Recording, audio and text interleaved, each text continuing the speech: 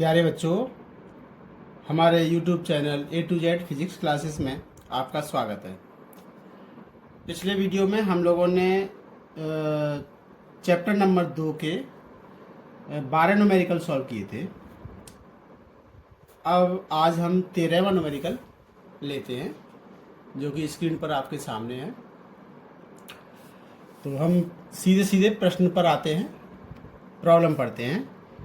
लिखा हुआ है 9 पिकोफैरड धारिता वाले 3 संधारित्रों को श्रेणी क्रम में जोड़ा गया है। कहने का मतलब क्या है कि 9 पिकोफैरड धारिता वाले 3 संधारित्र हैं, यानी 3 संधारित्र हैं कहने का मतलब। तो यहाँ पर सबसे पहले लिख लेंगे सॉल्यूशन दिया है, यानी गिवन।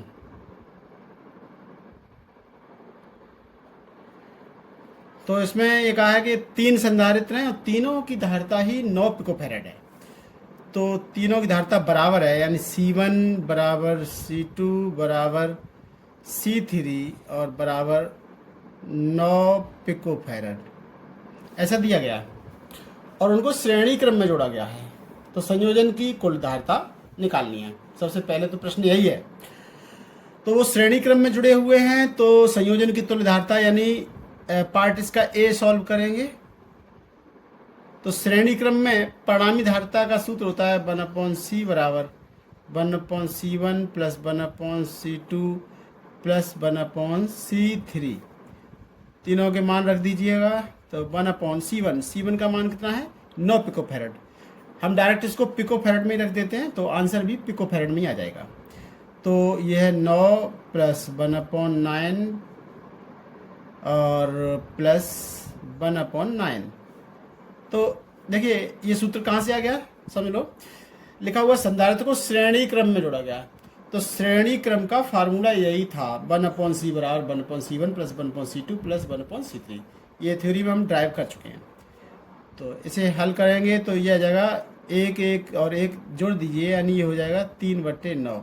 इसको सरल करें तो 1/3, यानी ये निकला 1/c, यानी c बराबर अगर निकालते तो 3 पिकोफैरड ये आ जाएगा। एक तो यही आंसर है पार्ट ए का। आगे कहा है 3 पिकोफैरड आ गया। आगे कहा है यदि संयोजन को 120 वोल्ट के संभरण यानी सप्लाई से जोड़ दिया जाए तो प्रत्येक संधारित्र पर क्या विभवांतर होगा। तो प्रत्येक पर विभवांतर पूछा गया है कि संयोजन का विभवांतर दिया हुआ है। संयोजन यानी टोटल विभवांतर 120 वोल्ट से जोड़ा गया है। तो पार्ट बी। तो यहां पर कहा गया कि टोटल वोल्टेज V बराबर है 120 वोल्ट, है ना। तो पहले तो आवेश निकाल लो। श्रेणी क्रम में जुड़ा हुआ है तो आवेश कितना होगा, Q बराबर होता है CV। तो टोटल आवेश जो होगा वो होगा C, यानी धारिता ये निकल कर आ गई 3 पिकोफैरड और गुणा वोल्टेज दिया हुआ 120, गुणा कर लेंगे तो ये हो जाएगा 360 पिको कूलाम आएगा। देखिए यहाँ पर विशेष बात ध्यान रखने की है, क्योंकि यहाँ पर हमने जो धारिता थी वो 3 पिकोफैरड यूज की, यानी संधारित्र की धारिता C को हमने पिकोफैरड में यूज किया है, इसलिए इसका आवेश भी पिको कूलाम में आ जाएगा। ठीक है। तो अब प्रत्येक पर लिखा है, प्रत्येक संधारित्र पर विभवांतर क्या होगा, है ना। तो पहले पर विभवांतर की बात करें, अगर पहले पर विभवांतर,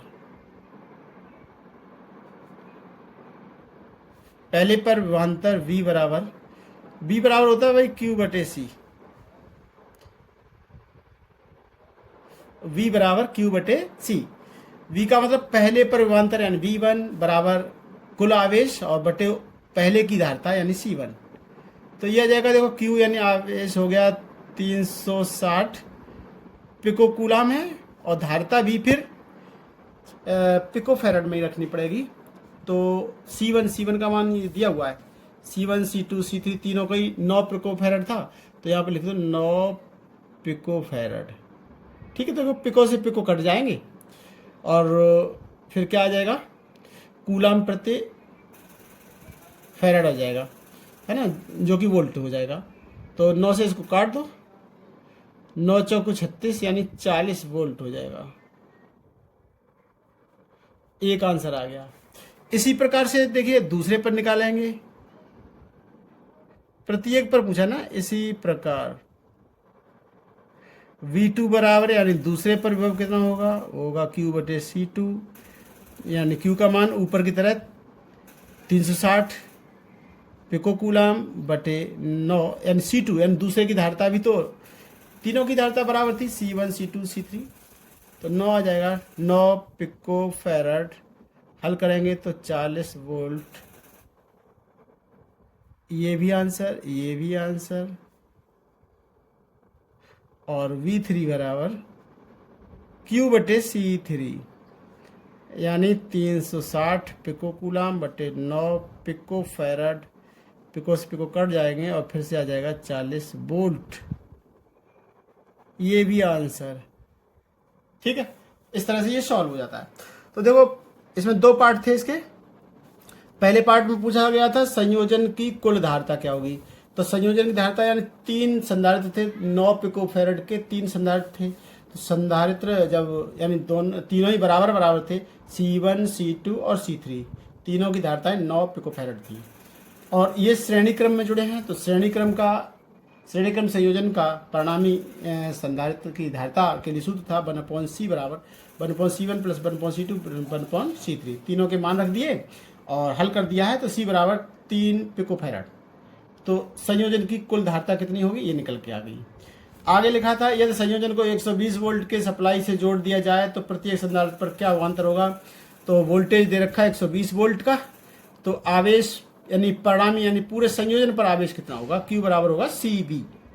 तो जो कि निकल आया C इंटू V 120। C का मान यहाँ पर 3 पिको फैराड में रख दिया हमने, पिको फैराड में, तो आवेश भी आएगा वो भी पिको कूलाम में आ जाएगा। ये ध्यान रखने की बात है। तो लेकिन ये पूरे संयोजन पर आवेश निकल कर आया।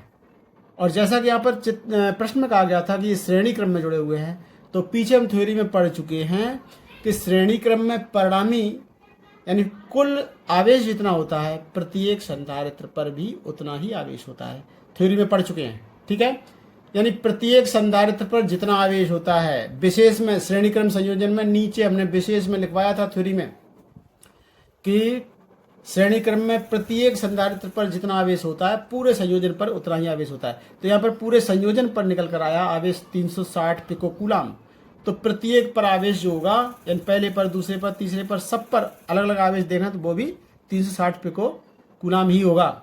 ठीक है, तो पहले पर फिर विभवांतर कितना होगा, V बराबर होता है Q बटे C। पहले पर आवेश यानी 360 पिको कूलाम बटे पहले पर ही धारिता 9 पिको फैराड, भाग दे दिया तो 40 आ जाएगा। ठीक, ऐसे ही दूसरे पर और ऐसे ही तीसरे पर निकाल दिया हमने। इस तरह से ये प्रॉब्लम सॉल्व हो जाती है। हम नेक्स्ट क्वेश्चन पढ़ रहे हैं, नेक्स्ट प्रॉब्लम। अगला प्रश्न लिखा हुआ है, देखो धातु के दो गोलों की त्रिज्याएं 18 सेंटीमीटर तथा 27 सेंटीमीटर हैं। प्रत्येक को 75 माइक्रोकूलम आवेश दिया गया है। चालक द्वारा दोनों गोलों को जोड़ने पर उभयनिष्ठ विभव का मान ज्ञात करो। तो उभयनिष्ठ विभव पूछा गया है, ठीक, कॉमन पोटेंशियल। सबसे पहले यहाँ पर लिख लो भाई, इसको हम सॉल्व कर रहे हैं तो यहाँ पर लिख दो सॉल्यूशन और गिवन यानी जो दिया हुआ हो यहाँ पर लिख लीजिए। तो अब देखो लिखा है, दोबारा से मैं पढ़ रहा हूँ, धातु के दो गोलों की त्रिज्याएं दे रखी है 18 सेंटीमीटर 27 सेंटीमीटर। तो पहले की त्रिज्या यानी R1 बराबर है 18 सेंटीमीटर, इसको मीटर में बदलें तो आएगा 18 गुणा 10⁻⁻2 मीटर। और दूसरे की त्रिज्या R2 बराबर आएगी 27 सेंटीमीटर दे रखी, इसको भी अब लिखना चाहें तो लिख देंगे 27 गुणा 10⁻2 मीटर, ऐसा दिया हुआ है। और प्रत्येक को 75 माइक्रोकूलम आवेश दिया गया है। ठीक है, तो यहाँ पर देखिए दो गोले हैं, पहला गोला दूसरा गोला, और दोनों पर अलग अलग आवेश देखें, यानी Q1 बराबर Q2 बराबर है 75 माइक्रोकूलम। और माइक्रोकूलम को जब कूलम में बदलेंगे तो आएगा 75 गुणा 10⁻⁻6 कूलम। ये सब दिया हुआ है। तो चालक द्वारा दोनों गोलों को फिर जोड़ दिया गया है, तो ओवेनेस्ट विभव का मान ज्ञात करना है। तो ओवेनेस्ट विभव V बराबर ये क्वेश्चन मार्क, ये पूछा गया। ठीक है, तो इसमें हमें क्या करना है, देखो हमारा जो कॉमन पोटेंशियल का फार्मूला है V बराबर वो था Q1 प्लस Q2 बटे C1 प्लस C2। ठीक है, तो इसमें Q1 प्लस Q2 ये तो दिया हुआ है, यहाँ पर Q1 और Q2 दोनों का मान 75 माइक्रोकूलम है, ये दिया हुआ है। लेकिन C1 और C2 का मान नहीं दिया है, यानी पहले गोले का धारिता कितनी है और दूसरे की धारिता कितनी है ये नहीं दिया हुआ है, तो हमें निकालने पड़ेंगे इस फार्मूले में मान रखने के लिए। ठीक है, तो पहले की धारिता निकालें, अगर C1 बराबर होता है गोले के लिए, गोले की धारिता का फार्मूला था 4 पाई एप्सिलॉन 0 R1 आ जाएगा। ठीक है, तो इसके मान रख दीजिए तो आ जाएगा, तो पहले की धारिता ही निकल के आ जाएगी। तो देखो ये हम लोग जानते हैं कि 1/4 पाई एप्सिलॉन 0 का मान होता है 1/4 पाई एप्सिलॉन 0 का मान होता है 9 गुणा 10⁹9। तो फिर 4 पाई एप्सिलॉन 0 का मान कितना हो जाएगा, मैं रफ से समझा देता हूँ, रफ कॉपी पर हम एक्सप्लेन कर देते हैं। देखो ये हम जानते हैं कि 1/4 पाई एप्सिलॉन 0 बराबर होता है 9 गुणा 10⁹9, है ना। तो स्पष्ट हो गया कि 4 पाई एप्सिलॉन 0 का मान कितना आएगा, यानी इसे उलट दिया गया है, तो 4 पाई एप्सिलॉन 0 बराबर आएगा 1/9 गुणा 10⁹9, ये आ जाएगा। ठीक, तो 4 पाई एप्सिलॉन 0 का मान रख देंगे 1/9 इंटू 10⁹9, ये मान रख देंगे। तो देखो ये आ गया 4 पाई एप्सिलॉन 0, इसका मान आएगा 1/9 इंटू 10⁹9 और इंटू R1 यानी पहले की त्रिज्या दे रखी है 18 गुणा 10⁻⁻2। ठीक है, तो धारिता यानी C1 बराबर आ जाएगा, इसे सरल कर लीजिए, 9 का भाग 18 में देंगे तो आएगा 2 और गुणा 10⁻, यहाँ से देखो कितनी आएगी, 10⁻9 है, ये भी ऊपर जाएंगे तो माइनस को जाएंगे तो -11 आएगी। C1 का मान निकल आया। इसी प्रकार से C2 निकालें, C2 यानी इसलिए C2 बराबर ये आएगा 4 पाई एप्सिलॉन 0 इंटू R2। तो ऐसे ही 4 पाई एप्सिलॉन 0 का मान 1/9 इंटू 10⁹9 इंटू R2 यानी दूसरे की त्रिज्या दे रखी है ये 27 गुणा 10⁻⁻2। ठीक है, तो 9 का भाग देंगे 27 में, तो अब की बार आएगा 3 गुणा 10⁻⁻11, इतने फैरड आएगा, ध्यान रखें ये फैरड में आएगा, है ना। और ये C1 का मान निकला था, ये भी फैरड में निकला था। तो C1 का मान निकल आया, C2 का मान निकल के आ गया, ये C1 C2 ये निकला C1, ये C2 और इधर Q1 और ये Q2, ये सारे मान इस फार्मूले में रख दीजिए तो उभयनिष्ठ विभव निकल कर आ जाएगा। तो रख दीजिए मान Q1 यानी पहले का आवेश ये लिखा हुआ है कितना है 75 गुणा 10⁻⁻6 प्लस Q2 का मान भी यही है 75 गुणा 10⁻⁻6 बटे C1 प्लस C1 का मान है 2 गुणा 10⁻⁻11 और C2 का मान है 3 गुणा 10⁻⁻11। इन्हें आप लोगों को हल करना आता ही होगा, चाहे तो ऐसा कर सकते हैं, इसको हल करने के लिए इजी हो जाएगा। 10⁻⁻6 को कॉमन ले लो तो कोष्टक में अंदर बचेगा 75 प्लस 75, तो 75 जोड़ देंगे तो आ जाएगा 150 और कॉमन लिया हुआ है 10⁻⁻6। ऐसे ही इन दोनों में देख लो, इन दोनों में अगर देखें तो 10⁻⁻11 ये तो हो गया कॉमन, फिर कोष्टक के अंदर बचेगा 2 + 3 जो कि हो जाएगा 5 इंटू 10⁻, ये कॉमन जो ले लिया था कितना ले लिया था 10⁻⁻11। इसे और आगे हल कर लीजिए, 5 का भाग देंगे तो यहाँ पर हो जाएगा 30 इंटू 10⁻, माइनस की 6 है और ये 11 है, माइनस के ये ऊपर चले जाएंगे तो प्लस का 11 हो जाएगा और ये हो जाएगा 30 इंटू 10 की पावर 5। ठीक है, इतना हो जाएगा। वही इसका आंसर चेक कर लेते हैं, इतना आ रहा है, हाँ ठीक आ रहा है, इतना ही आएगा। तो ये इसे थोड़ा सा और सॉल्व किया गया है, यहाँ पर केवल 3 लिखा गया है तो 3 इंटू 10 की पावर करेंगे तो एक जीरो यहाँ से हटाएंगे तो एक घात बढ़ जाएगी, 10 पे घात 6 हो जाएगी। तो ये निकल के आया ओबेनिस्ट वेव, यानी इतने बोल्ट निकलेगा। ठीक है, ये आंसर हो गया। ये क्या है, ये आंसर है। ठीक, ये आंसर हो गया। तो पहला प्रश्न यानी 13वां प्रश्न सॉल्व हो गया और ये 14वां प्रश्न हो गया है। आगे की बात करते हैं, नेक्स्ट क्वेश्चन, क्वेश्चन नंबर 15।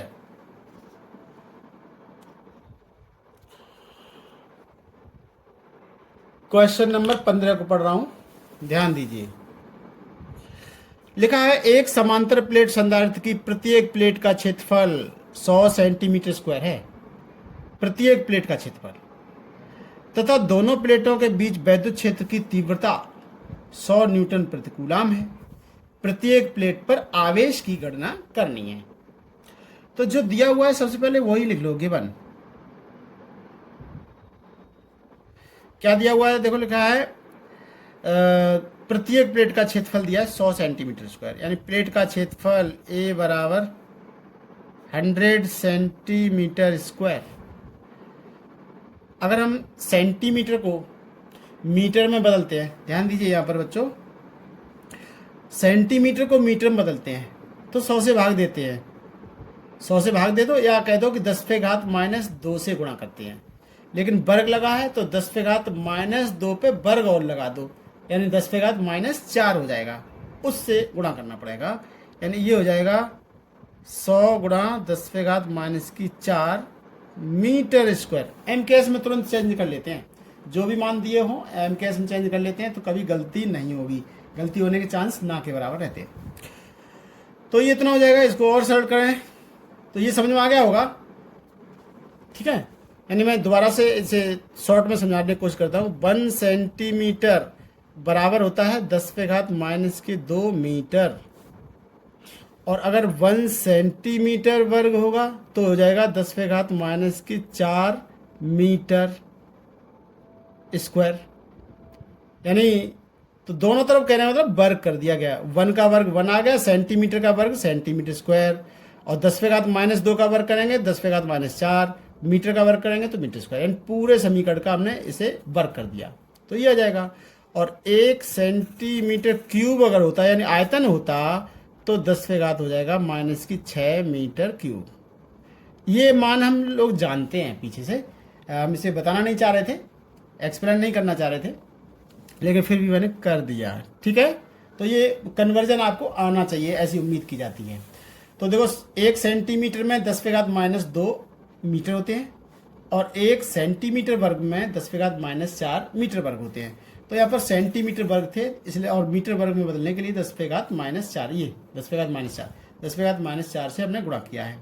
और देखो यहाँ पर लिखा हुआ है 100 का मतलब होता है 10 पे घात 2, 10 पे घात 2 तो ये हैं, और 10 पे घात -2 ये हैं, और 10 पे घात -4 ये हैं, तो कुल मिलाकर हो जाएगा 10 पे घात -2, यानी +2 यहाँ पर और -4 यहाँ पर, तो -2 आ जाएंगे, इतने मीटर स्क्वायर हो जाएगा। तो प्लेट का क्षेत्रफल 100 सेंटीमीटर स्क्वायर है तथा दोनों प्लेटों के बीच वैद्युत क्षेत्र की तीव्रता E बराबर दिया हुआ है 100 न्यूटन प्रति कूलाम, ये लिखा हुआ है न्यूटन प्रति कूलाम है। प्रत्येक प्लेट पर आवेश की गणना करो, तो प्रत्येक प्लेट पर आवेश कितना होगा ये पूछा गया है। ठीक है, तो देखिए हम यहाँ पर अब हमें एक फार्मूले का चुनाव करना है कि कौन सा फार्मूला यहाँ पर लगेगा। तो लिखा था एक समांतर प्लेट संधारित्र की प्रत्येक प्लेट का क्षेत्रफल इतना दिया था और दोनों प्लेटों के बीच वैद्युत क्षेत्र की तीव्रता इतनी है। तो पीछे हमने डेरिवेशन किए थे कि दो समांतर प्लेटें हैं, विपरीत आवेशित हैं, है ना, तो उनके बीच में वैद्युत क्षेत्र की तीव्रता E बराबर हुआ करता था सिग्मा बटे एप्सिलॉन 0। ये गॉस प्रमेय वाले चैप्टर में भी किया था हमने, और उसके बाद में समांतर प्लेट संधारित्र की धारिता के लिए सूत्र का निगमन किया था, वहां पर भी हमने यही फार्मूला लगाया था, वैद्युत क्षेत्र की तीव्रता E बराबर था सिग्मा बटे एप्सिलॉन 0। तो वही फार्मूला यहाँ पर लगेगा, E बराबर सिग्मा बटे एप्सिलॉन 0।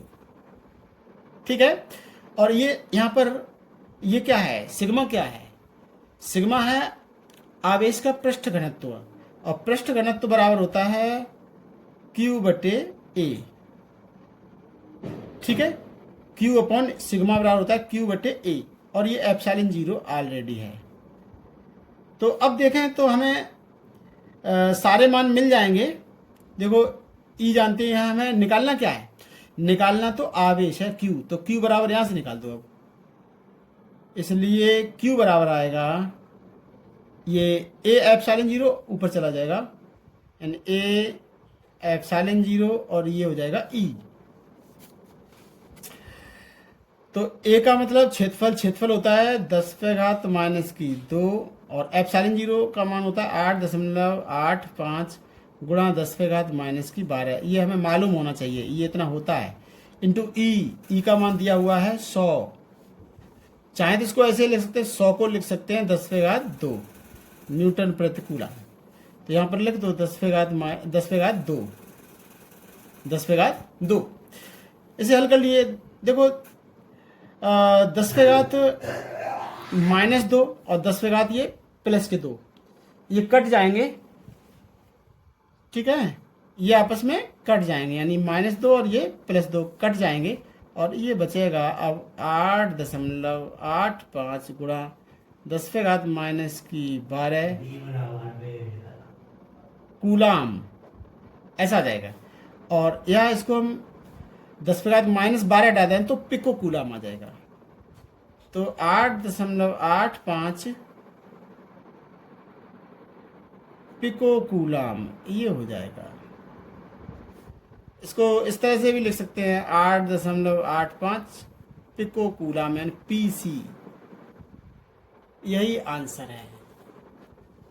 तो ये न्यूमेरिकल सॉल्व हो गया, बहुत सरल था, कुछ ज़्यादा कुछ था नहीं। ठीक है, आसानी से।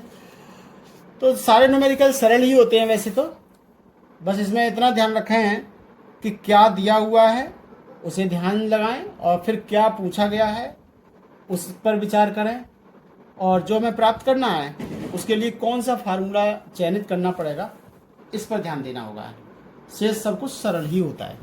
तो नेक्स्ट प्रॉब्लम हम पढ़ते हैं। देखो लिखा हुआ है, एक समांतर प्लेट वायु संधारित्र की धारिता 16 पिको फैरड है। यदि प्लेटों के बीच की दूरी घटाकर 2/3 कर दी जाए तथा उनके बीच 3 परावैद्युतांक का पदार्थ भर दिया जाए तो संधारित्र की धारिता क्या होगी। तो देखो यहाँ पर दो कंडीशन है। पहली कंडीशन में ये कहा गया कि एक वायु संधारित्र है। तो वायु संधारित्र का मतलब होता है कि समांतर प्लेट संधारित्र है और वायु संधारित्र है। कहने का मतलब क्या है कि समांतर प्लेट संधारित्र है, उसके बीच में वायु भरी हुई है। वायु या निर्वात कुछ भी हो सकता है, दोनों के लिए K बराबर 1 ही होता है। ठीक है, तो वहां पर धारिता दे रखी है 16 पिको फैरड, तो दिया हुआ है ये गिवन। क्या दिया हुआ है, तो धारिता C बराबर फार्मूला होता है एप्सिलॉन 0 A/D, ये होता है। तो शुरुआत की धारिता यानी C1, तो यहाँ पर बीच की दूरी है D1, क्योंकि ऐसा काल आगे ये कहा गया है कि प्लेटों के बीच की दूरी घटाकर 2/3 कर दी गई, यानी D जो है, यानी प्लेटों के बीच की दूरी D वो चेंज हुई है। तो पहले D1 मान लो, बाद में D2 मान लेंगे। यानी पहले प्लेटों के बीच दूरी जब D1 होगी तो धारिता C1 होगी, बाद में धारिता को C2 मान लीजिएगा। ठीक है, उनमें फिर हम कंपेयर कर देंगे। तो फार्मूला ये होता है, C1 बराबर होता है एप्सिलॉन 0 A/D1, और इसका मान दिया हुआ है 16 पिको फैरड। ये दिया हुआ है 16 पिको फैराड।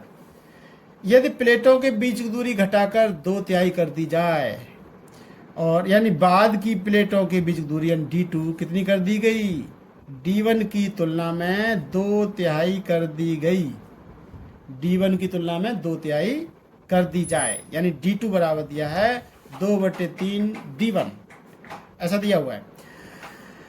तथा उनके बीच 3 परावैद्युतांक का पदार्थ भर दिया जाए, यानी K बराबर भी दिया है 3, तो संधारित्र की धारिता क्या होगी, यानी बाद की धारिता, यानी C2 बराबर ये क्वेश्चन मार्क। ठीक है, फिर समझ लो वायु संधारित्र था पहले, तो वायु संधारित्र की धारिता का सूत्र होता है ε0 A/D1। ठीक है, पहले प्लेटों के बीच की दूरी D1 थी, तो D1 लिख दिया, जिसका मान दिया था 16 पिको फैराड। ठीक है, इसका तो हम यूज कर लेंगे। और आगे फिर कह दिया C2 तब उसने कहा जब K बराबर अब की बार 3 होगा और D2 का मान 2/3 D1 होगा। तो धारिता यानी बाद की धारिता यानी C2 बराबर फार्मूला होगा K ε0A/D2। बाद में प्लेटों के बीच की दूरी D2 हो गई। और अब एक चीज और आ गई, अभी यहाँ पर वायु संधारित्र निर्वात था, निर्वात के लिए K बराबर 1 हो गया था। अब चूंकि यहाँ पर K बराबर 3 वाला पदार्थ भर दिया गया, तो यहाँ पर फार्मूले में भी K आ जाएगा। ये दोनों ही फार्मूले लिखे हुए हैं, आप पढ़ चुके हैं। अब सारे मान भर देंगे। देखो D2 का मान रख दो सबसे पहले। देखो लिखा है K ε0 A/D2। D2 का मान था 2D1/3। चलो ऐसे लिख देते हैं 2D1/3 ऐसे। तो यहाँ पर देखो D2 बराबर लिख देंगे 2D1/3, 3 को ले जाएंगे ऊपर। ठीक है, यहाँ बीच में लाइन खींच लेते हैं। अब हमें निकालना है C2 ही पूछा गया था, तो C2 बराबर अब इसको थोड़ा सा और सरल कर लेते हैं। हमारे पास वैल्यू है ε0 A/D1, इसको अलग कर लेते हैं इसमें से छांट कर। ε0 A/D1 इसको अलग कर लो, तो क्या क्या बचेगा, 3K/2 इसको अलग कर लो। 3K/2 into ε0 A/D1। तो ε0 A/D1 इसका मान दे रखा है, ये लिखा हुआ है ε0 A/D1, इसका मान लिख देंगे 16 पिको फैराड इसकी जगह पर, और शेष सारे मान भर देंगे। तो 3 इंटू K का मान दिया हुआ है 3/2 दे रखा, गुणा ε0 A/D1 का मान दे रखा है 16, और ये है पिको फैराड में है। तो 2 से इसको काट दो, 2 से 16 काट देंगे तो ये कट जाएगा 8 बार, और 3 तिया 9 और 9 अट्ठे 72 पिको फैराड ये धारिता हो जाएगी बाद की, यानी C2 बराबर, जो कि पूछा गया था। यही आंसर है। ठीक है, इस तरह से ये प्रॉब्लम हमारी सॉल्व हो जाती है। नेक्स्ट प्रॉब्लम पढ़ते हैं।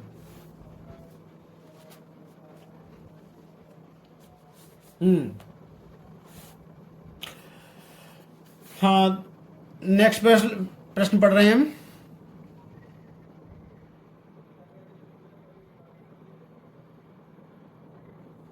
Answer given.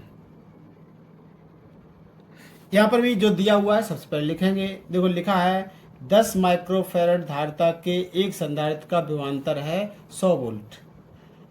100 वोल्ट से 200 वोल्ट कर देने पर हाँ, कहने का मतलब क्या है कि 10 माइक्रोफैराड का एक संधारित्र है और उसका विभवांतर 100 वोल्ट से 200 वोल्ट कर देने पर उसकी ऊर्जा में हुई वृद्धि की गणना करो। ऊर्जा में कितनी वृद्धि हो जाएगी, ये पूछा गया। तो ये बहुत ही सरल है, यानी शुरू में ऊर्जा कितनी थी मालूम होना चाहिए, निकाल लेंगे। फिर बाद में ऊर्जा कितनी हो जाएगी निकाल लेंगे, दोनों का अंतर निकाल देंगे तो ऊर्जा में वृद्धि निकल आएगी। ठीक है, तो सबसे पहले जो दिया हुआ है यानी धारिता दे रखी है C बराबर केवल लिखे हैं, C1 नहीं, C बराबर 10 माइक्रोफैराड। या इसको लिख सकते हैं 10 गुणा 10⁻⁻⁶ फैरड, या इसको और लिख सकते हैं 10⁻⁻5 फैरड। धारिता दे रखी 10 माइक्रो फैरड, इसको हम लिख सकते हैं 10⁻⁻5 फैरड हो गया। फिर वोल्टेज दे रखा V1 बराबर था 100 वोल्ट, इसको ऐसे भी लिख सकते हो 1 गुणा 10⁻2 वोल्ट, है ना। बाद का वोल्टेज यानी V2 200 वोल्ट कर दिया गया, 200, इसको लिख सकते हो 2 गुणा 10⁻2 वोल्ट। वोल्ट पूरा लिख दो या केवल V लिख दो, एक ही बात है। तो आगे कह रहा है ऊर्जा में हुई वृद्धि की गणना करो, यानी ऊर्जा में, संधारित्र की ऊर्जा में कितनी वृद्धि होगी, यानी डेल्टा U बराबर पूछा गया।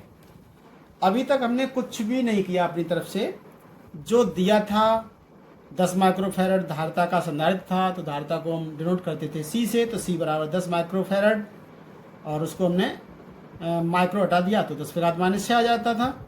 और फिर कह रहा है कि 100 वोल्ट था, तो 100 वोल्ट को हम लिख सकते हैं 1 गुणा 10⁻2 वोल्ट से 200 वोल्ट कर दिया गया, तो 200 को लिख सकते हैं 2 गुणा 10⁻2 वोल्ट, ऐसा हम कर सकते हैं।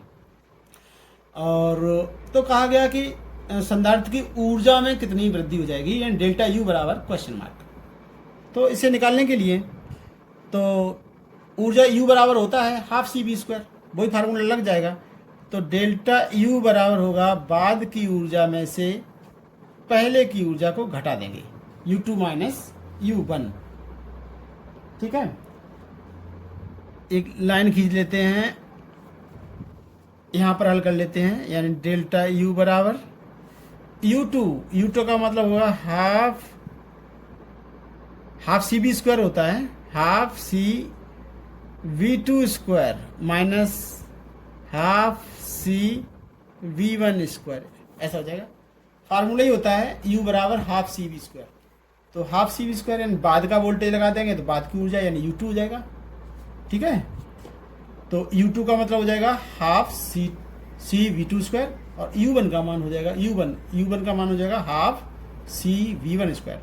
इसमें जो कॉमन है कॉमन ले लेंगे और हल कर देंगे, आंसर आ जाएगा 1/2 इंटू C कोष्ठक में V2² माइनस V1², 1/2 C का मान दिया था कितना 10⁻⁻5, और V2 का मान दिया हुआ है 2 गुणा 10⁻, बड़ा कोष्ठक लगा दो, 2 गुणा 10⁻2 और उसका करना है हमें वर्ग, माइनस V1 का मान रखेंगे 1 गुणा 10⁻2 और उसका करना है हमें वर्ग, ऐसा। तो ये हो जाएगा देखो 10⁻⁻5/2 और कोष्ठक में इसका वर्ग कर दो, तो 2 का वर्ग 4 गुणा 10⁻, आ जाएगा 4, माइनस 1 गुणा 10⁻, आएगा 4, घटा देंगे।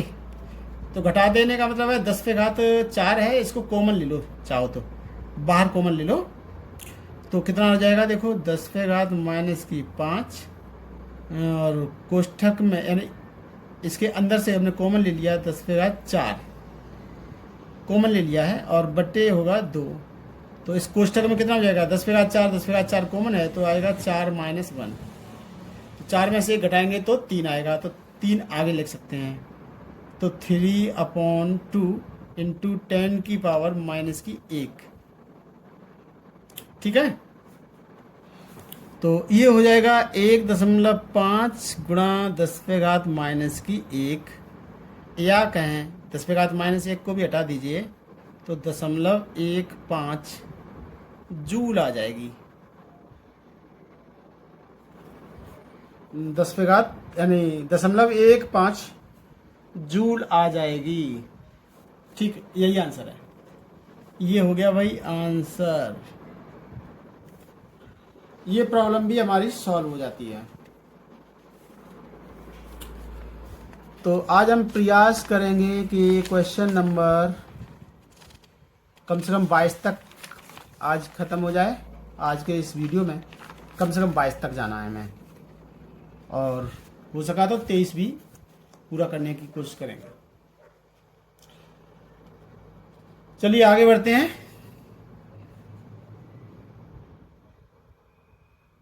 आंसर लिख दो, सॉल्यूशन लिख दो, कुछ भी लिख दो। गिवन क्या दिया हुआ है, प्रश्न को पढ़ते हैं। लिखा हुआ है 4 माइक्रोफैरड तथा 6 माइक्रोफैरड के दो संधारित्र 20 वोल्ट की बैटरी के साथ श्रेणी क्रम में संयोजित हैं। मतलब दो संधारित्र हैं हमारे पास, एक तो 4 माइक्रोफैरड का है, एक 6 माइक्रोफैरड का है, 20 वोल्ट की बैटरी से श्रेणी क्रम में जोड़ दिए गए हैं। तो आगे लिखा है 4 माइक्रोफैरड धारिता के संधारित्र में संग्रहित ऊर्जा ज्ञात कीजिए। तो एक तो प्रश्न ये हो गया कि 4 माइक्रोफैरड धारिता का जो संधारित्र है उसमें संग्रहित ऊर्जा कितनी होगी। आगे लिखा है तथा बैटरी द्वारा दी गई ऊर्जा का मान ज्ञात कीजिए। और यानी बैटरी द्वारा टोटल ऊर्जा कितनी दी गई है, यानी पूरे संयोजन में कितनी संचित ऊर्जा है वो भी पूछी गई है। यानी दो प्रश्न किए गए, एक तो 4 माइक्रोफैरड धारिता वाले संधारित्र में ऊर्जा कितनी है और फिर पूरे संयोजन में ऊर्जा कितनी है, ये दो प्रश्न किए गए हैं। तो सबसे पहले तो हम एक थोड़ा सा चित्र बना लेते हैं, जैसा कि यहाँ पर दिखाया गया है उस तरह का, जैसा कि कंडीशन दी है। 4 माइक्रोफैरड 6 माइक्रोफैरड के दो संधारित्र हैं, 20 वोल्ट की बैटरी से श्रेणी क्रम में जोड़े गए हैं।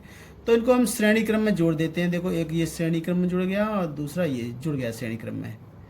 तो पहला वाला है 4 माइक्रोफैरड और दूसरा है 6 माइक्रोफैरड, और इसको हमने जोड़ दिया एक बैटरी से। लो ये बैटरी से जुड़ गया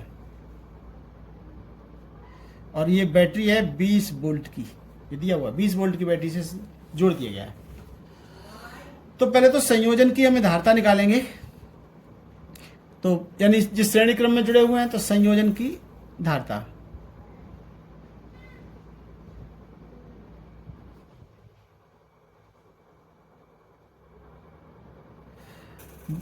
श्रेणी क्रम में है। श्रेणी क्रम का फार्मूला होता है 1/c बराबर 1/c1 प्लस 1/c2। तो 1/c1, c1 का मान दिया हुआ है, हम इसको माइक्रोफैरड में ही रख देते हैं यहाँ पर c1 c2 को मान, तो c का मान जो आएगा माइक्रोफैरड में ही आ जाएगा। तो 1/4 प्लस 1/6, इनका एलसीएम ले लो, आएगा 12, और ये 4 तियां 12 और 6 दूनी 12, बराबर आ जाएगा वही 5/12। ये निकला 1/c। तो c बराबर निकलेगा, उलट दीजिए, ये हो जाएगा 12/5। 5 का भाग 12 में दे दीजिए, 5 दूनी 10 और 5 चौकू 20। तो जैसा कि हमने बताया कि c1 c2 के मान हमने डायरेक्ट 4 और 6 रख दिए, यानी 4 और 6 माइक्रोफैरड में रख दिए थे। तो यहाँ पर परिणामी धारिता जो निकलेगी वो भी माइक्रोफैरड में ही निकलेगी। ठीक है, जबकि ऊर्जा निकालेंगे तो वहां पर फैरड में हमें रखना पड़ेगा, तब वहां पर हम माइक्रो हटा देंगे, यानी 10⁻⁻6 से गुणा कर देंगे। तो माइक्रोफैरड की जगह पर यहाँ पर फिर ये फैरड में कन्वर्ट हो जाएगा। तो आगे ये कहा है कि 4 माइक्रोफैरड धारिता के संधारित्र में संग्रहित ऊर्जा ज्ञात करो। यानी 4 माइक्रोफैरड में संग्रहित ऊर्जा कितनी होगी। तो पहले तो 4 माइक्रोफैरड पर आवेश कितना है ये निकाल दो। अब यहाँ पर देखो ये सिद्धांत लगेगा श्रेणी क्रम संयोजन का। जब हम थ्योरी पढ़े थे तो नीचे हमने लिखा था, वहां पर कि विशेष करके लिखा था, और लिखा था कि श्रेणी क्रम संयोजन में प्रत्येक संधारित्र पर उतना ही आवेश होता है जितना कि पूरे संयोजन पर होता है। तो देखो पूरे संयोजन की ये निकल के आ गई हमारी धारिता। तो पूरे संयोजन की धारिता निकलाई तो हम पूरे संयोजन पर आवेश निकाल देंगे, और जो पूरे संयोजन पर आवेश होगा वो ही प्रत्येक संधारित्र पर आवेश होगा। जबकि हमें निकालना है 4 माइक्रोफैरड पर आवेश कितना है ये निकालना है। तो आवेश निकलते ही फिर 4 माइक्रोफैरड पर ऊर्जा भी निकल आएगी। ठीक है, तो हमें निकालना क्या है कि संयोजन पर आवेश।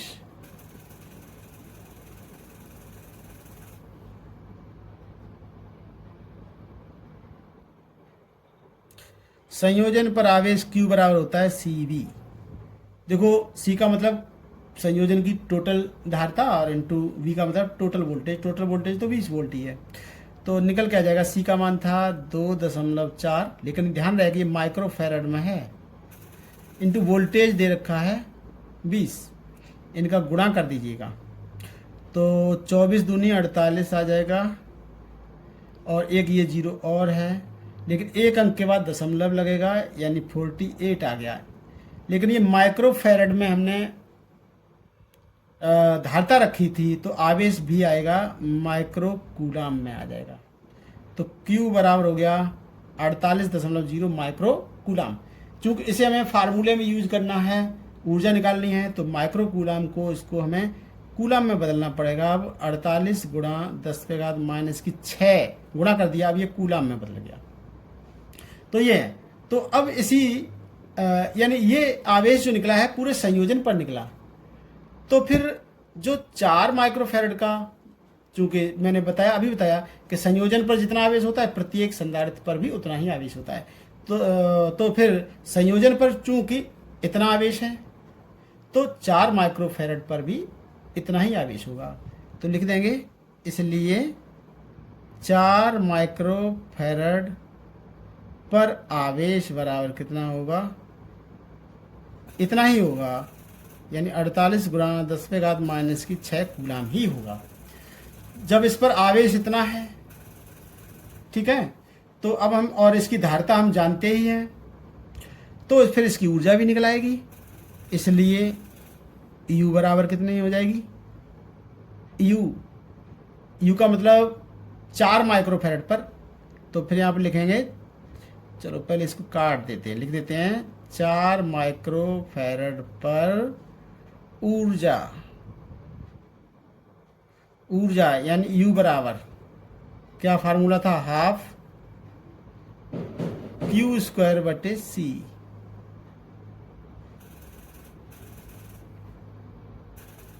ठीक है, ये फार्मूला था Q और C के पदों में। Q और C के पदों में हमने इसलिए लिखा क्योंकि Q यानी आवेश, हम जानते हैं आवेश का मान ये दिया हुआ है ना, और C का मान 4 माइक्रोफैरड है ही, तो ये निकल कर आ जाएगा। चलिए आगे बढ़ते हैं। तो U बराबर निकलेगा 1/2। तो Q² यानी आवेश की मात्रा, 4 माइक्रोफैरड पर आवेश ये निकला था, तो इसका वर्क करना है, लेकिन 48 गुणा 10⁻⁻⁶ और उसका करना है हमें वर्ग बटे C, यानी उसी की धारिता जो कि आएगी 4, और माइक्रोफैरड है ये, तो 4 गुणा 10⁻⁻⁶ इतना आएगा। तो ये था क्वेश्चन नंबर 18। और चलिए इसको हल करते हैं, तब पता लगेगा आंसर आता है नहीं आता है, या कोई अंतर है। वैसे सही आना है, कोई दिक्कत आएगी नहीं। तो देखो ये हो गया 48 गुणा 48 वर्क कर रहे हैं, तो गुणा 10⁻⁻12 हो जाएगी, बटे नीचे 2 गुणा 4 गुणा 10⁻⁻⁶ ये हो जाएगा। तो पहले इसको 2 या सीधा कर लो, 4 दूनी 8, कैमरे की तरफ नहीं ध्यान दिया हमने, 4 दूनी 8, 8 का भाग दे दो 48 में, तो 8 6 48 हो गया। तो U बराबर देखो 6 का गुणा कर लो, 6 8 48 और 6 चौक 24, 24 4 28 आ गया ना। गुणा 10 पे घात कितना हो गया, 10 पे घात ये -6 है और ये -12 है, तो -6 रह जाएगा। इसको चाहें तो ऐसे लिख सकते हैं 2.88 गुणा 10 पे घात, दशमलव यहाँ लगा देंगे तो 2 घात यहाँ बढ़ेगी, बढ़ने का मतलब -4 रह जाएगा, इतने जूल हो जाएगा। तो यही आंसर दिया हुआ है, चेक कर लेते हैं। चलिए यही आंसर है, 2.88 गुणा 10 पे घात -4 जूल, ये होगा। फिर आगे ये कह रहा है कि पूरे संयोजन पर कितनी होगी, तो पूरे संयोजन पर निकालना चाहते हैं तो ये निकलाएगा, यानी पूरे संयोजन पर निकालना और भी आसान है। पूरे संयोजन पर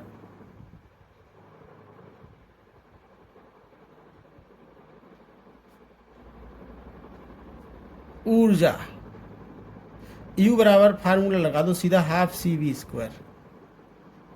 इसे डायरेक्ट हम इसलिए लगा सकते हैं कि हाफ C का मतलब धारिता, पूरे संयोजन की धारिता हम निकाल चुके हैं, पूरे संयोजन की धारिता ये निकाली थी हमने 2.4 माइक्रोफैरड है, तो इसको फैरड में कन्वर्ट कर लेंगे। और पूरे संयोजन पर वोल्टेज लगा रखा था हमने 20, दोनों मान भर देंगे तो ये हो जाएगा, देखो 1/2 सी का मान है 2.4, लेकिन है ये माइक्रोफैरड है तो इसको फैरड में बदलो, 10⁻⁻6 इंटू V², वी का मान दे रखा है 20, ठीक 20 वोल्ट, तो 20 और उसका करना है हमें वर्ग।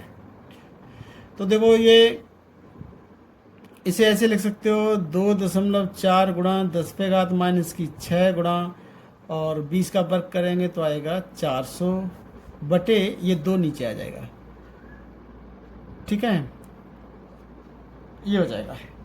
सरल कर लीजिएगा, 2 से इसको काट दें तो ये हो जाएगा यानी 200 और 24 दूनी 48 और ये 2 जीरो और 1 अंक बाद दशमलव और गुणा 10 पे घात आएगा -6,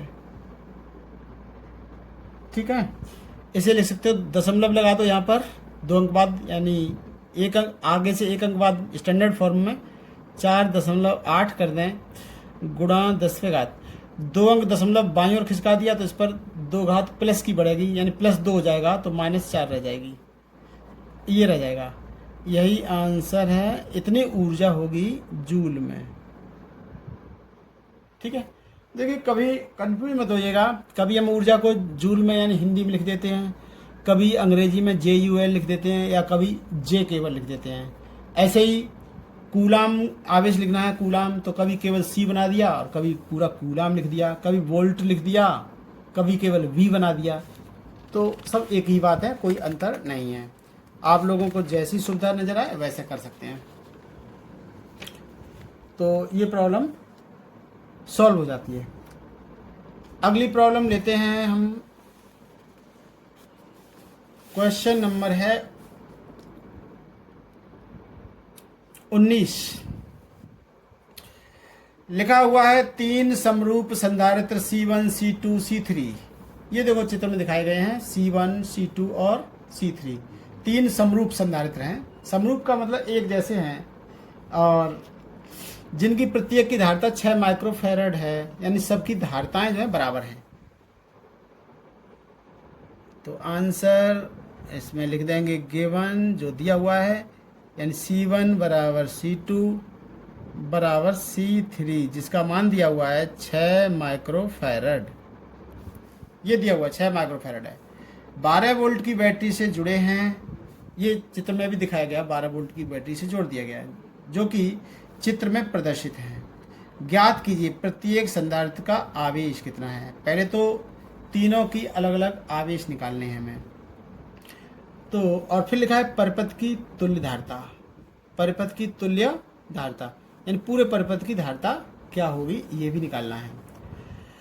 तो देखो सबसे पहले तो हम यही नीचे वाला यानी सेकंड वाला ही सॉल्व करें तो ज़्यादा बेहतर होगा। पहले तुल्य धारिता ही निकालते हैं, तो सेकंड वाला पार्ट पहले हो जाएगा, सेकंड पार्ट पहले करो, तुल्य धारिता निकालनी। तो यहाँ पर देख रहे हैं कि देखो अगर हम ध्यान देंगे तो इस बैटरी से ये दोनों C1 और C2 दोनों श्रेणी क्रम में जुड़े हुए हैं। दोनों कैसे जुड़े हुए हैं? श्रेणी क्रम में जुड़े हुए हैं। तो हाँ, दोनों श्रेणी क्रम में, तो श्रेणी क्रम का फार्मूला लगा दो 1/, तो सबसे पहले चाहे लिखना चाहे लिख देंगे C1 और C2 श्रेणी क्रम में हैं, लिख दो पहले C1 व C2 श्रेणी क्रम में हैं, ठीक है। तो श्रेणी क्रम में फार्मूला लगा दो, श्रेणी क्रम का फार्मूला होता है 1/C बराबर 1/C1 प्लस 1/C2। आ जाएगा, मान रख दीजिए C1 और C2 के मान रख दो भाई, C1 C2 C3 सभी के मान 6 माइक्रोफैरड है, तो 1/6 प्लस 1/6 इसे हल करेंगे तो आएगा 2/6 या आ जाएगा 1/3, या कहें कि परिणामी धारिता C बराबर आएगा 3 माइक्रोफैरड। लेकिन अभी ये परिणामी धारिता नहीं है, इसलिए इसको सी ना मानकर सी डैश मानिएगा, सी डैश। अब ध्यान दो, ध्यान दो, देखो ये इनका परिणामी निकल के आ गया, उसे एक संधारित्र मान लो, यानी इस इन दोनों C1 और C2 का परिणामी निकल के आ गया सी डैश, ये निकला। अब ये सी डैश और ये C3 ये समांतर क्रम में है, आमने सामने है, और ये कैसे हैं, समांतर में, यानी ये इनका परिणामी निकला सी डैश और ये C3 समांतर क्रम में है। तो लिख दीजिए पुनः सी डैश व C3 समांतर है। अगर समांतर है तो इनकी धारिता C बराबर आएगी C dash plus C3। C dash का मान अभी अभी निकाला तो 3 प्लस C3 का मान ये निकाल पहले ही दिया हुआ था, C3 का मान 6 है, तो 6 माइक्रोफैरड है, तो कुल मिलाकर हो गया 9 माइक्रोफैरड। एक तो आंसर हमारा ये होना चाहिए, इसको हम चेक कर लेते हैं।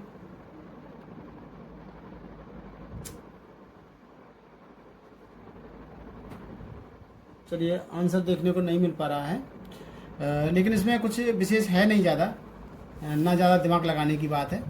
तो पहले लिखा हुआ था परिपथ की तुल्य धारिता ज्ञात करो, तो पूरे परिपथ की तुल्य धारिता ये हमने निकाल दी है, ठीक है, 9 माइक्रोफैरड है।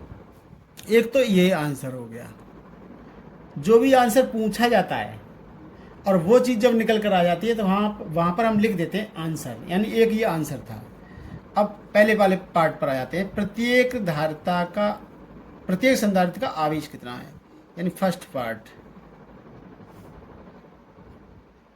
ठीक है। तो उसके लिए क्या करना है, नो धारिता नहीं पूछा होगा, हाँ यही पूछा है, प्रत्येक संधारित्र का आवेश कितना है, प्रत्येक का आवेश यानी इन सब पर। तो यहाँ पर ये करना है, ये श्रेणी क्रम में है ना, तो इस संयोजन पर ये 12 वोल्ट की बैटरी जुड़ी हुई है, और ध्यान रहे कि संयोजन पर उतना ही आवेश होगा जितना कि इन दोनों पर अलग अलग प्रत्येक पर है, यानी C1 पर जितना आवेश है, श्रेणी क्रम में है ना ये C1 C2, तो C1 पर जितना आवेश होगा C2 पर उतना ही आवेश होगा, और इनके संयोजन पर भी उतना ही आवेश होगा। और इन दोनों की संयोजन की धारिता हम यहाँ निकाल चुके हैं, ये निकली थी, देखो, यानी ये C1 और C2 ये श्रेणी क्रम में है, ये C1 C2 ये श्रेणी क्रम में थे, तो इनकी परिणामी धारिता निकल चुकी थी, सी डैश बराबर 3 माइक्रोफैरड, इसी का हम यूज कर लेंगे। तो हाँ, यहाँ पर हम ये कहना चाह रहे हैं कि पहले संधारित्र पर आवेश जो होगा Q1, दूसरे पर संधारित्र C2 पर आवेश होगा Q2, और ये आपस में बराबर होंगे, और किसके बराबर होंगे, पूरे संयोजन पर आवेश के बराबर होगा। तो हम पूरे संयोजन पर आवेश निकाल देते हैं, वही आवेश पहले पर होगा यानी Q1, और वही आवेश दूसरे पर होगा जिसको हम डिनोट कर देंगे Q2 से। कहने का मतलब क्या है, Q1 बराबर होगा, Q2 बराबर होगा C1 और C2 के संयोजन पर आवेश, यानी C1 और C2 का संयोजन का धारिता कितनी थी, ये थी सी डैश जो कि 3 माइक्रोफैरड है, यानी Q1 बराबर Q2 बराबर होगा सी डैश पर आवेश, ऐसे लिख देते हैं एक बार, बराबर, यानी सी डैश पर आवेश होता है Q बराबर होता है CV, यानी सी डैश इंटू V कितना दे रखा है, ये लिखा हुआ 12 वोल्ट। चलो पहले हम V लिख देते हैं, आगे मान रख देंगे। सी डैश का मान 3 माइक्रोफैरड है, तो माइक्रो हटा दीजिए, 3 10⁻⁻6 इंटू वोल्टेज दे रखा है 12, तो 12 तियाँ 36 गुणा 10⁻⁶, या कहें कि 3.6 गुणा 10⁻⁵, और ये आएगा कूलाम। ये भी आंसर, यानी ये कहा था कि C1 पर कितना आवेश है, C2 पर कितना आवेश है, चूंकि ये श्रेणी क्रम में है, श्रेणी क्रम में सब पर आवेश बराबर बराबर होता है, तो C1 पर आवेश यानी Q1 और C2 पर आवेश यानी Q2 बराबर होंगे, तो वही हमने लिख दिया Q1 बराबर Q2, दोनों पर बराबर होंगे और इतना होगा।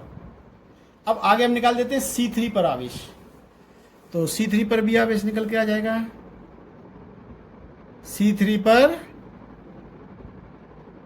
आवेश यानी Q3 बराबर होगा CV यानी C3 इंटू V, वोल्टेज जितना लगा हो। तो C3 यानी तीसरे की धारिता भी 6 माइक्रोफैरड ही है। तो 6 गुणा 10⁻⁻6, माइक्रो को हमने हटा दिया, माइक्रो को हटा देने से 10⁻⁻6 आ जाएगा, इंटू V यानी वोल्टेज कितना दिया हुआ है 12, और 12×72 गुणा 10⁻⁻6।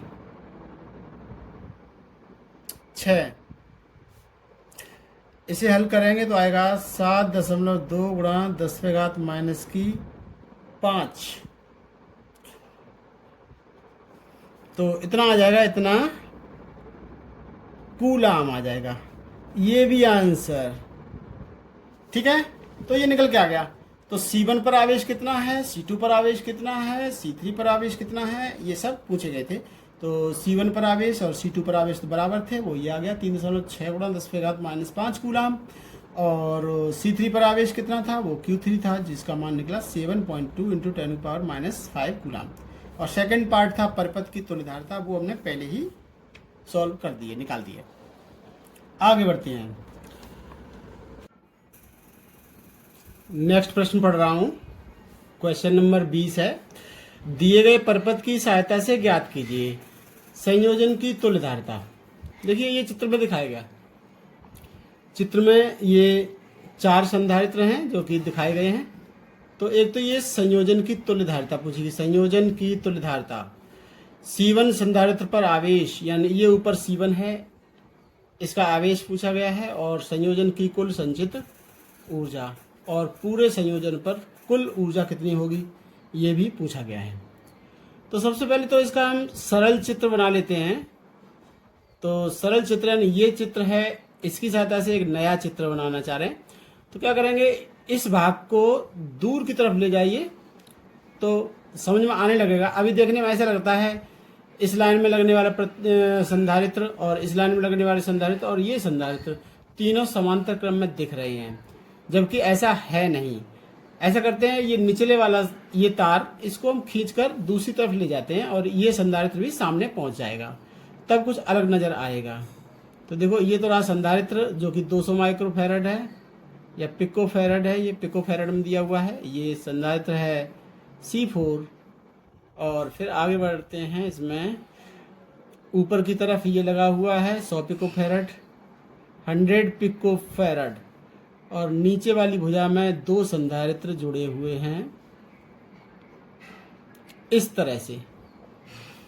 तो इधर वाला पॉइंट A है तो इधर वाला पॉइंट B है, और दोनों बिंदुओं के बीच टोटल विभवांतर जो जैसा कि दिखाया गया 200 वोल्ट का विभवांतर है।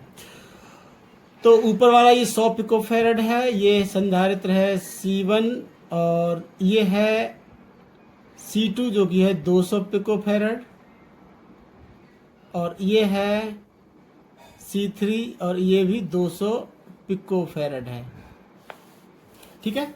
तो सबसे पहले हम संयोजन की तुल्यधारिता ही निकालते हैं।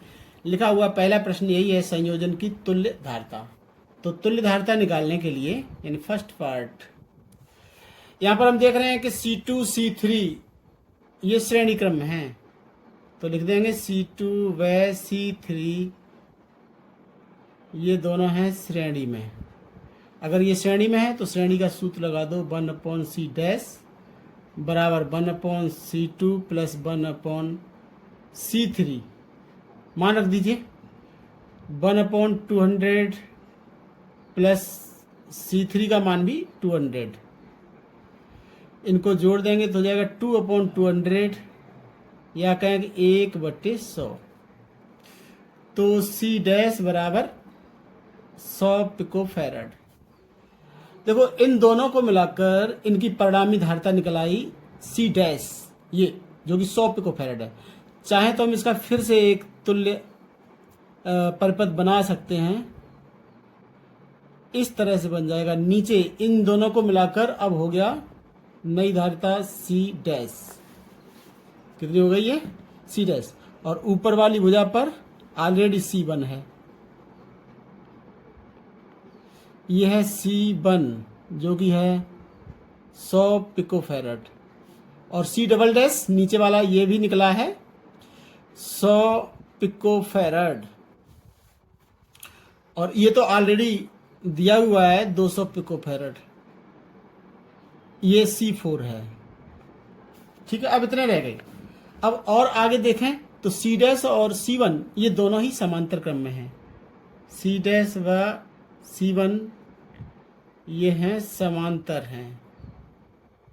अगर ये समांतर है तो इनका परिणामी होगा C डबल डैश, जो कि होगा C डैश प्लस C1, यानी C डैश का मान और C1 का मान रख देंगे 100 प्लस 100, जो कि हो जाएगा 200 पिको फैरड।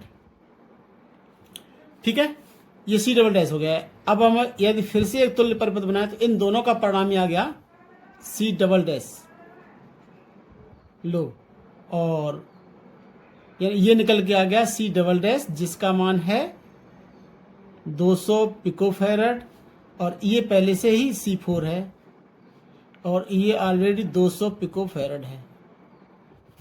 ठीक है, तो अब दोबारा से देखें अगर हम, तो C4 और C डबल डैश ये भी श्रेणी क्रम में है। C4 व C डबल डैश ये हैं श्रेणी में हैं। अगर श्रेणी में है तो इनका परिणामी 1/C बराबर आएगा 1/C4 plus 1/C double dash. तो 1/C4 का मान 200 प्लस C डबल डैश का मान भी 200, फिर से यही 2/200, या कहें कि 1/100, तो परिणामी धारिता C बराबर आ जाएगा 100 पिको फैरड। एक ये आंसर हो गया फर्स्ट पार्ट का। तो देखो फर्स्ट पार्ट में यही कहा गया था कि संयोजन की तुल्य धारिता ज्ञात करो। अब सेकंड पार्ट की बात आती है। सेकंड पार्ट में कहा गया है कि C1 संधारित्र पर आवेश पूछा गया है। तो C1 पर आवेश कितना होगा, इस पर आवेश कितना होगा। तो यहां पर ये याद रखना है कि आवेश Q बराबर होता है C/V। तो हमें C1 पर आवेश पूछा गया Q बराबर CV होता है, Q बराबर CV होता है, sorry, Q equal to CV, ये निकालना है। तो इस पर विभवांतर कितना है और इसकी धारिता कितनी है। हमें इस पर केवल क्या चाहिए, विभवांतर चाहिए। इस पर विभवांतर निकालने के लिए पहले पूरे संयोजन पर आवेश निकालो, पूरे संयोजन पर आवेश।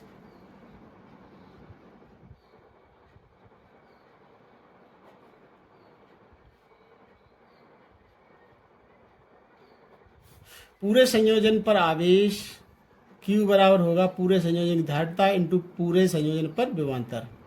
तो देखो पूरे संयोजन का धारिता C का मान ये दिया हुआ है, निकाल चुके हैं हम, 100 पिको फैरड गुणा वोल्टेज विभवांतर जो कि लगाया था, यहाँ पर 200 वोल्ट का विभवांतर लगाया हुआ था, तो 200 रख देंगे। इस प्रकार से ये हो जाएगा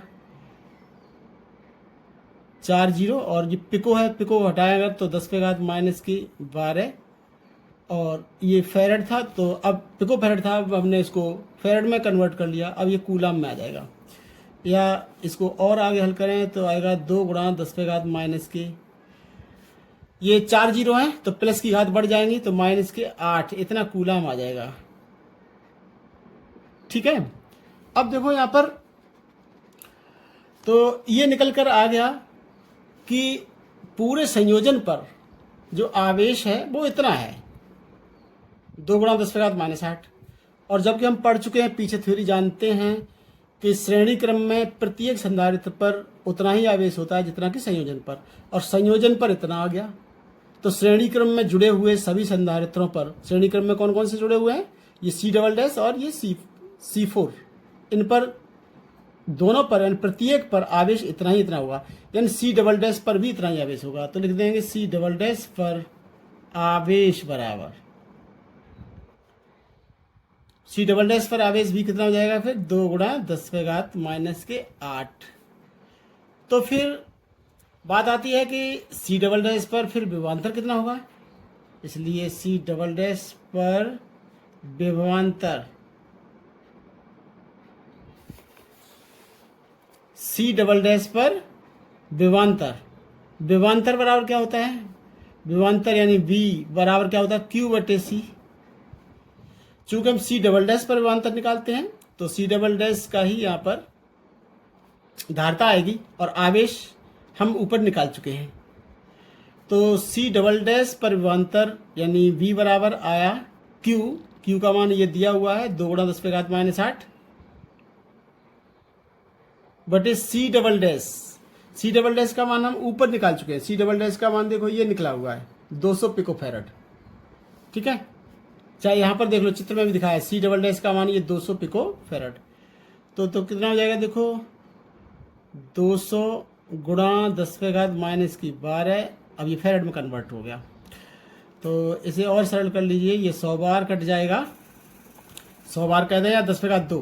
तो इनको हल करेंगे तो ये हो जाएगा 10 पे घात 2 ये है और ये 10 पे घात -12 है। तो 10 पे घात -10 रह जाएगा और इसको ऊपर ले जाएंगे तो +10 हो जाएगा। +10 में से ये -8 घट जाएंगे तो 10 पे घात 2 रह जाएगा। 10 पे घात 2 या कहें कि 100 वोल्ट विभवांतर निकाला है ना, तो इतना वोल्ट आएगा, ये निकला। तो सी डबल डैश पर विभवांतर निकल कर आ गया। लेकिन हमारा प्रश्न जो कहता है वो ये नहीं कहता कि सी डबल डैश पर विभवांतर क्या है, यानी इस सी डबल डैश पर, यानी ये सी डबल डैश है,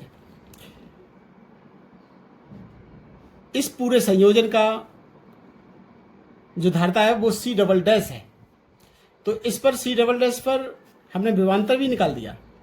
तो देखो सी डबल डैश पर जब विभवांतर निकल कर आ गया, इन पूरे संयोजन पर विभवांतर जो निकला है वो 100 वोल्ट निकला है। और ये चूंकि समांतर क्रम में है तो समांतर क्रम में प्रत्येक पर विभवांतर बराबर होता है। जब सी डबल डैश पर विभवांतर 100 वोल्ट निकला है तो जो C1 है या 100 पिकोफैरड, इस पर भी विभवांतर 100 वोल्ट का होगा। तो हम लिख देंगे यानी C1 पर विभवांतर, इसलिए C1 पर विभवांतर इतना ही होगा यानी 100 वोल्ट होगा।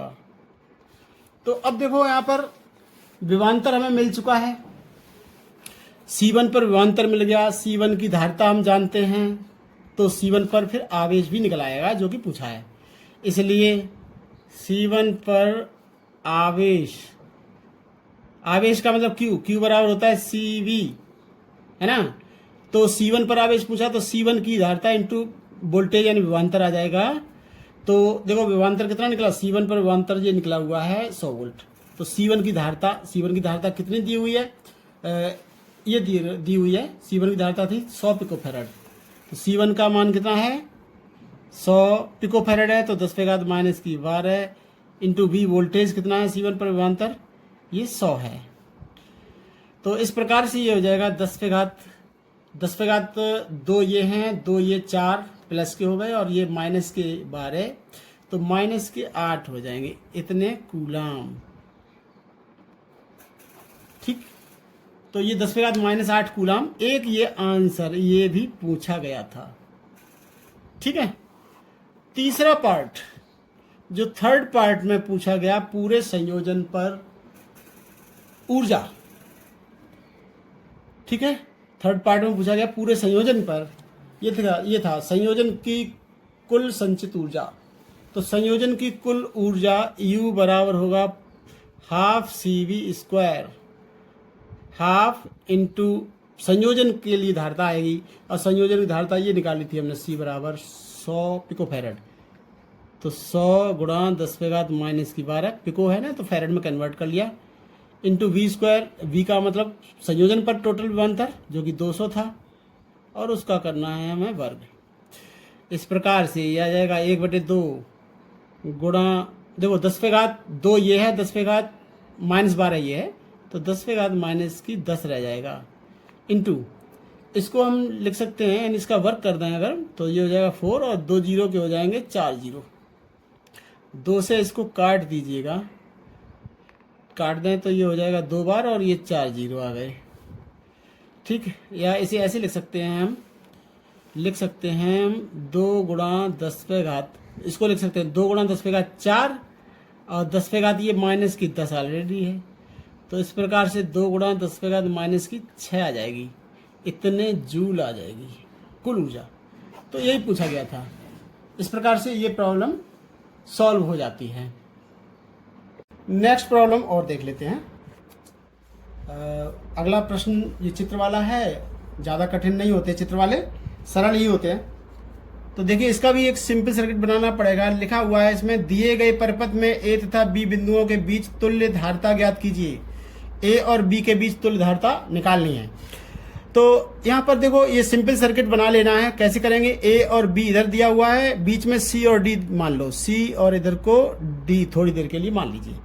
और ये सारे बिंदु अलग अलग हैं। देखो ए और सी अलग अलग हैं, बीच में संधारित्र आ गया। सी और डी अलग अलग हैं, बीच में एक संधारित्र आ गया। डी और बी अलग अलग हैं, तो बीच में संधारित्र आ गया। बीच में जब संधारित्र आ जाएगा तो वो अलग अलग बिंदु हो जाएंगे। ऊपर भी देखें, देखो यहाँ से यहाँ तक तो ये ए ही है, लेकिन ए और यानी ये ए है, ए और डी के बीच में भी एक संधारित्र आ गया। तो ये सारे बिंदु अलग अलग हैं। तो इसको सिंपल सर्किट बना लेते हैं पहले, और चारों बिंदुओं को ऐसे ऐसे अलग अलग कर लो, अलग अलग लिख लो, दूर दूर लिख लो इस तरह से। ये बिंदु कौन कौन से थे, देखो ए इधर है, बी उधर है, ऊपर एक जगह सी लिख लो, नीचे डी लिख लो। ठीक है। अब एक एक संधारित्र को जोड़ते चले जाओ। जैसे ये 3 माइक्रोफैराड है, तो देखो ए और सी के बीच में जुड़ा हुआ है, तो ए और सी के बीच में ये लो, ये हो गया 3 माइक्रोफैराड। अगला ये वाला देखो 8 माइक्रोफैराड कहाँ जुड़ा है, सी और डी के बीच में, सी और डी के बीच में ये जुड़ा गया। अगला वाला ये देखो, यानी ये है 8 माइक्रोफैराड। अगला वाला देखो ये वाला 6 माइक्रोफैराड है, 6 माइक्रोफैराड जुड़ा है। इधर देखें डी है, तो दूसरी तरफ देखें बी है, तो डी और बी के बीच में ये जुड़ा हुआ है, ये है 6 माइक्रोफैराड जुड़ा हुआ है। तो ये तीनों हमने जोड़ दिए। अब ऊपर वाला देखो, ये वाला 3 माइक्रोफैराड कहाँ जुड़ा है। इधर देखें तो देखो ए से जुड़ा हुआ है, दूसरी तरफ देखें तो डी से जुड़ा है। ए और डी के बीच में 3 जुड़ा है, ए और डी के बीच में ये 3 जुड़ा हुआ है। लास्ट ये बचा है, देखो सी और बी के बीच में जुड़ा है, तो सी और बी के बीच में जो जुड़ा है वो 6 है। लो जी, ये 6 माइक्रोफैराड है, और ये 3 माइक्रोफैराड था, यानी यहां पर जुड़ा था, ये 3 माइक्रोफैराड है। इनके नाम भी दे दो, चाहो तो C1, C2, C3, C4, और ये हो जाएगा C5, है ना। तो ये लिखा हुआ है, ए तथा बी बिंदुओं के बीच तुल्य धारिता ज्ञात करो। ए और बी के बीच तुल्य धारिता, यानी ये रहा ए, ये रहा बी, इनके बीच तुल्य धारिता निकालनी है। यहाँ पर यूज होगा व्हीटस्टोन सेतु का सिद्धांत, जो कि अगले चैप्टर में हम लोग पढ़ेंगे, लेकिन उस पर आधारित न्यूमेरिकल या उस सिद्धांत का यूज करने में न्यूमेरिकल में यहाँ पर यूज हमें करना पड़ेगा, क्योंकि उस सिद्धांत पर आधारित यहाँ पर एक न्यूमेरिकल प्रॉब्लम दी है। वहाँ पर सिद्धांत ये पढ़ते हैं हम, यानी वहाँ पर P/Q बराबर R/S होता है, तो वो संतुलित व्हीटस्टोन सेतु कहलाता है। और संतुलित व्हीटस्टोन सेतु का मतलब होता है कि बीच वाली भुजा में इसमें कोई धारा नहीं बहती। जब कोई धारा नहीं बहेगी तो इसमें सिंपल सी बात है, इस पर कोई आवेश भी संचित नहीं होगा, और जब आवेश संचित नहीं है तो उसकी धारिता शून्य हो जाएगी, यानी ये खत्म हो जाएगा। तो यानी हम क्या निकालेंगे, P/Q निकाल के देखें, यानी C1/C2। तो C1/C2 बराबर है यहाँ पर C3/C4, C3/C4, जिसका मान कितना आएगा, देखो C1/C2 यानी 3/6, और यह C3/C4 ये भी 3/6, यानी यहाँ पर आ गया 3/6 बराबर 1/2, दोनों के मान बराबर आ गए। यही बात लिख देंगे, क्या लिखेंगे, आंसर C1/C2 बराबर दिया है C3/C4 बराबर दिया है 3/6 बराबर 1/2। संतुलित व्हीटस्टोन सेतु है। कैसा है ये,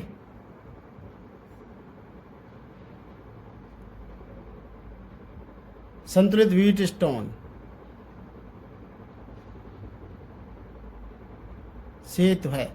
और जब ये संतुलित व्हीटस्टोन सेतु होता है तो ये बीच वाला संधारित्र यानी C5 निरस्त हो जाएगा, इस पर कोई धारा नहीं आएगी। तो C5 अप्रभावी होगा।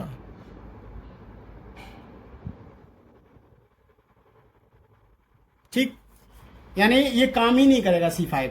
अब ये काम कर नहीं रहा, तो सिंपल सी बात है। अब देखो C1 और C2 ये हो गए श्रेणी में, C3 C4 ये भी हो गए श्रेणी में। फिर इनका जो निकलता है यानी C डैश, और इनका जो निकले परिणामी वो हो जाए C double dash. C dash और C डबल डैश ये हो जाएंगे आपस में समांतर में। तो यही बात लिख देंगे कि C1 व C2 ये हैं श्रेणी में।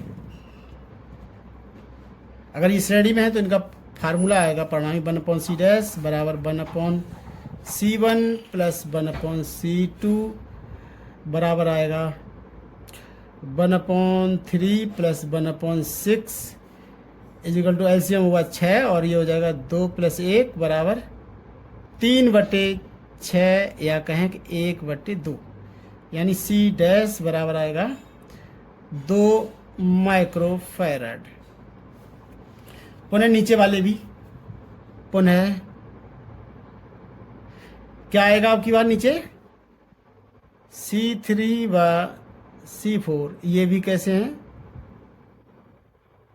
श्रेणी में, तो इनका परिणामी को हम C डबल डैश से नोट कर देते हैं, बराबर आएगा 1/C3 प्लस 1/C4। इनके भी मान रख दीजिए। C3 का मान है 3 और C4 का मान है 6। इसको भी हल करेंगे ऊपर की तरह आ जाएगा, और हल करने पाएगा ये 3/6 या 1/2। तो C डबल डैश बराबर आएगा 2 माइक्रोफैरड। ऊपर वाले का परिणामी आया C डैश और नीचे का आया C डबल डैश, तो C डैश और C डबल डैश ये भी समांतर में है। अब पुनः एक बार और लगाना है, C डैश व C डबल डैश ये दोनों हैं समांतर हैं। अगर समांतर हैं तो इनका परिणामी C बराबर आएगा C dash plus C double dash.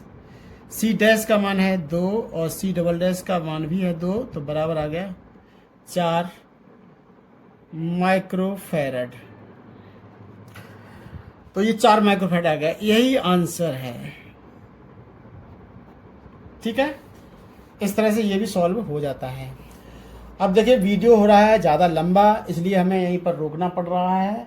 तो आज के लिए बस इतना ही। तो सारे न्यूमेरिकल आप लोग भी सॉल्व करते रहें, जैसे जैसे कराया जा रहा है सॉल्व करते रहेंगे। और आप लोगों को पहले से ही विदित है कि इसके जो नोट्स हैं हम आप लोगों को नीचे कमेंट बॉक्स में दे देते हैं। कमेंट बॉक्स में एक लिखा रहता है PDF नोट्स, और वहाँ कमेंट बॉक्स में जो PDF नोट्स लिखा होगा उसके जस्ट नीचे एक लिंक दिया होता है। वहाँ पर जैसे ही क्लिक करेंगे ये सारे नोट्स आपको वहाँ पर डाउनलोड हो जाएंगे। चाहे तो आप देख देख के लिख सकते हैं, चाहे तो प्रिंट आउट निकाल के अपने पास रख सकते हैं। और नीचे एक और लिंक दिया होता है नेक्स्ट वीडियो का। नेक्स्ट वीडियो के नीचे जो लिंक दिया होगा उसको जैसे ही दबाएंगे तुरंत ही अगले वीडियो में पहुँच जाएंगे। ठीक है, तो आज के लिए बस इतना ही।